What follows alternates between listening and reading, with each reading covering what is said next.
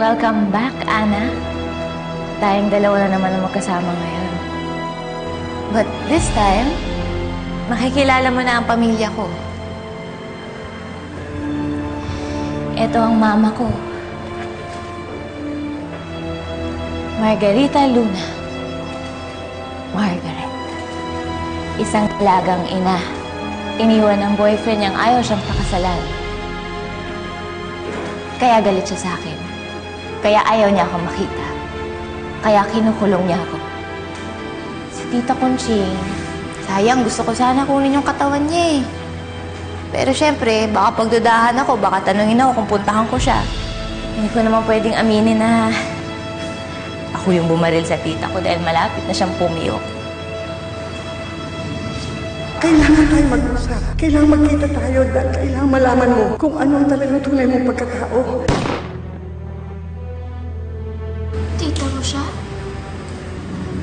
Pinatay mo siya dahil malapit niya nang sabihin sa akin yung totoo? Bakit mo nagawa yun?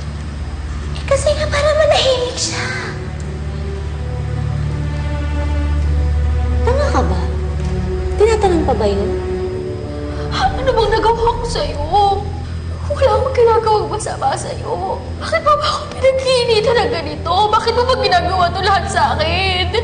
Yung kabataan ko na wala na sa akin. Yung alaala ko, lahat ng alaala ko, hindi ko na maalala dahil sa'yo. Wala akong ginagawang masama sa'yo. Bakit mo ako ginaganito? Wala ka talagang maalala sa mga sinabi ko sa'yo dati. Ikaw ang kabayaran sa lahat ng kasalanan ng mga magulang mo sa akin. Naitawag na rin namin at naipack sa iba't ibang station ang mukha ni Odessa at ang anak ninyo. Garon na rin yung plate number ng sasakyan niya. Naibili na rin namin ito sa checkpoints, port at airport. Gagawin ho namin ang lahat para makuha natin yung anak ninyo. Salamat po. Excuse me.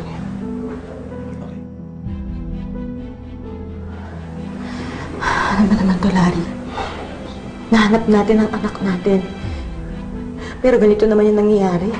Para naman tayong pinaparusahang dalawa eh. Evelyn, huwag ka mawala ng pag-asa.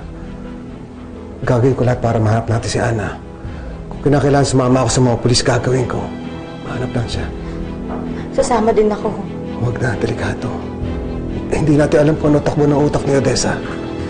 Pinagkatiwalaan kita. Tinuring kita tunay na nanay ko. Minahal kita bilang si Tita Margaret ko. Hindi mo ba lang pinapahalagahan yun? Baliwala na lang ba yun sa'yo? Tanga-tanga ko eh. Hindi ko siya nakilala. Hindi ko nakilala siya pala si Odessa. Larry, huwag mo sisihin ang sarili mo. Lahat naman tayo niloko niya eh. Pero araw-araw ko siyang kasama, pati si Ana. Wala man lang ako nagawa para pigilan siya. Hindi mo kasalanan, bro. Lahat ng nangyari sa atin, lahat to kagagawa ni Odessa. Larry, gusto ko rin sanang humingi ng tawad sa iyo.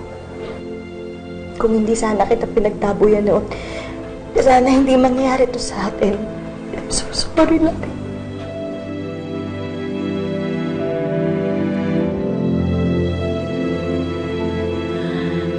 Engot ka eh. Hindi mo kasalanan na pinagkatiwalaan mo ako. Minahal kita. Iyak ka? Ha? Iyak ka! Iyak ka! Sige, umiyak ka! Iyak ka lang na iyak!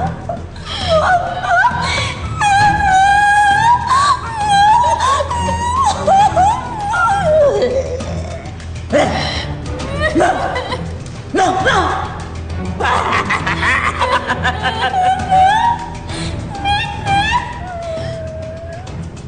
Bakit kasi? Bakit? Bakit kasi nakatakas ka pa at gumaling-galing ka pa? Okay na ako nun eh. Taong aso ka lang eh. Wala kang natatandaan sa nakaraan. In short, wala kang silbi. Masaya na ako nun eh. Masaya na ako, hawak kita. Hawak kita. Walang kabayaran sa mga pananakit sa akin ng magulang mo. Ang daming nagbago. Nagbago ka eh. Gumaling-galing ka eh. Ang galing mo eh! Ha? Eh kung gawin kaya kitang aso ulit, ha? Madali lang naman eh. Ikukulong lang kita dito ulit. Habang buhay. Pagdudusahin kita.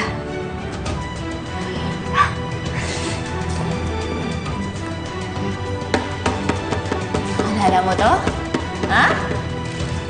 Naalala mo? Ah!